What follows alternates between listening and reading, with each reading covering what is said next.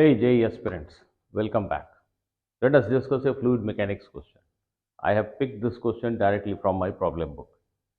These are two identical tanks of large cross-sectional area and water is filled in both these tanks up to height h. The top of the tanks are open to atmosphere. At the bottom of the tank there is a small hole. The hole has cross-sectional area which is much smaller than the cross-sectional area of the tank.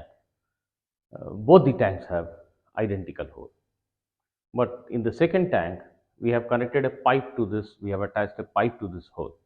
The length of the pipe is h. Of course, the cross-sectional area of the pipe is same as the cross-sectional area of the hole. So, both are identical. There is just one difference. There is a hole attached, there is a pipe attached to this hole, that's all. Now, I have marked few points.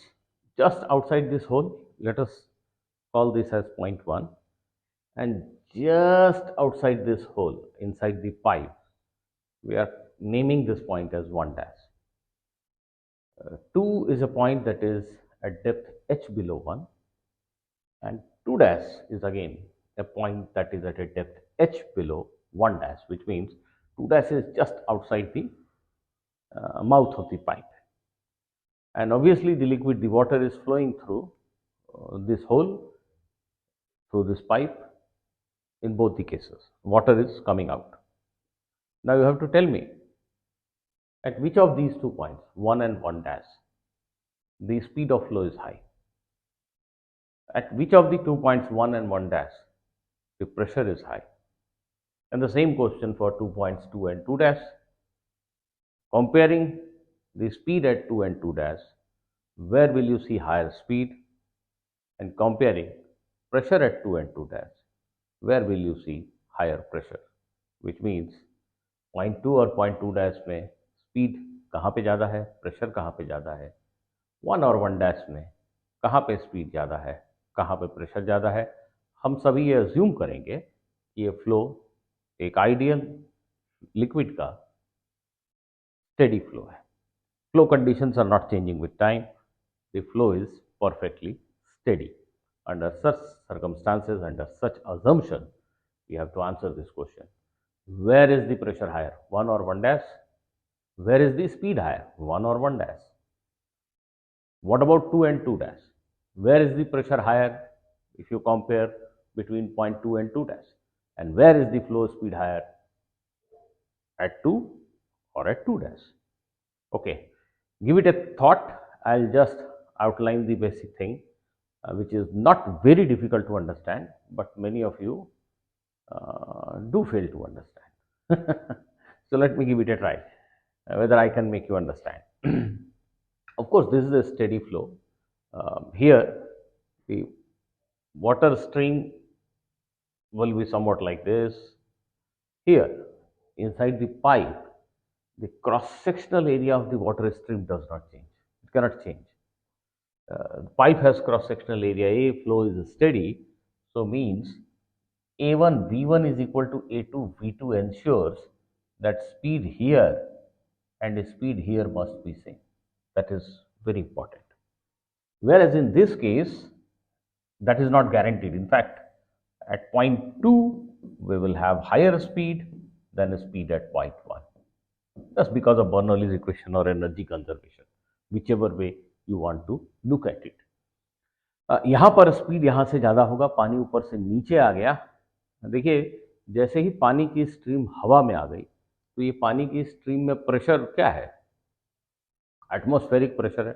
अगर हम वो surface tension वेंशन के चीज़ों को ignore कर दें, जैसा मैंने किसी हाल ही के वीडियो में आपसे चर्चा की थी, उसको इग्नोर करें, तो प्रेशर तो एटमॉस्फेरिक प्रेशर है, isn't it? लेकिन यहाँ प्रेशर एटमॉस्फेरिक प्रेशर नहीं है.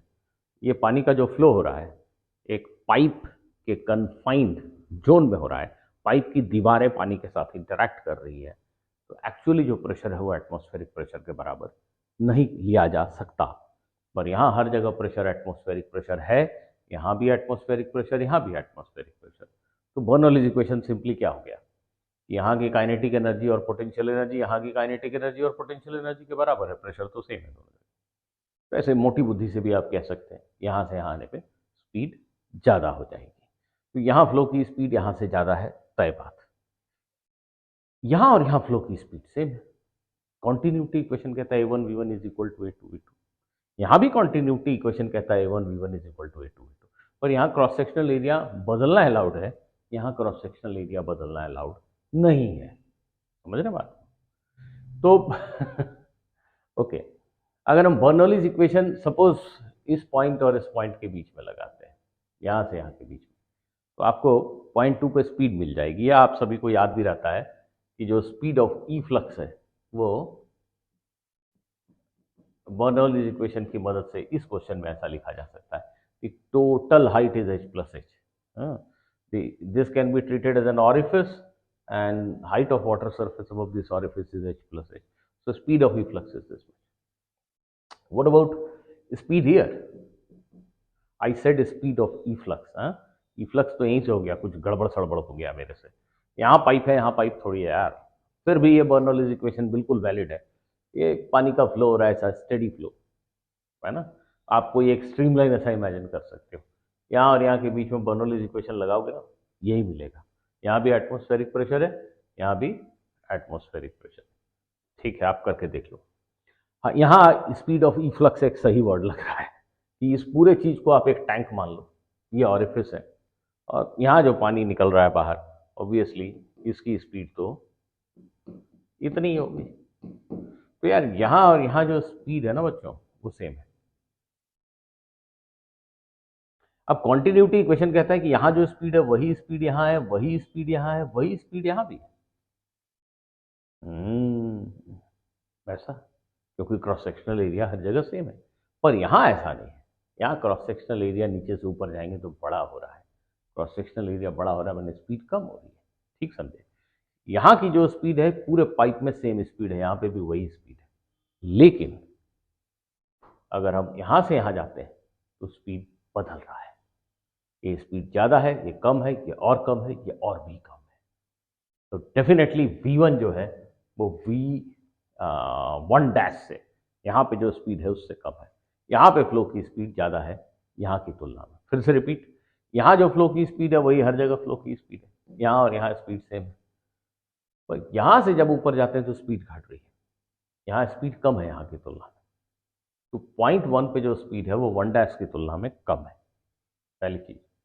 प्रेशर का जहां तक सवाल रहा, यहां और यहां through out pressure atmospheric pressure है। यहां क्या हो रहा है जरा देखते हैं।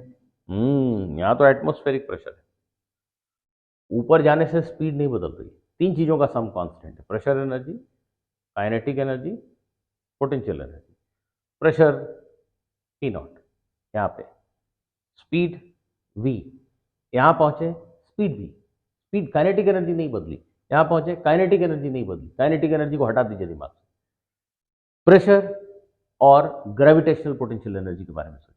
जैसे जैसे ऊपर जा रहे हैं ग्रेविटेशनल पोटेंशियल एनर्जी बढ़ रही है, रोज GH वाला टर्म बड़ा हो रहा है, तो नेचुरली प्रेशर घट रहा है। तीन चीजों का सम कांस्टेंट है। स्पीड तो हर जगह सेम है, उसको हटा दो, इक्वेशन से ही हटा दो।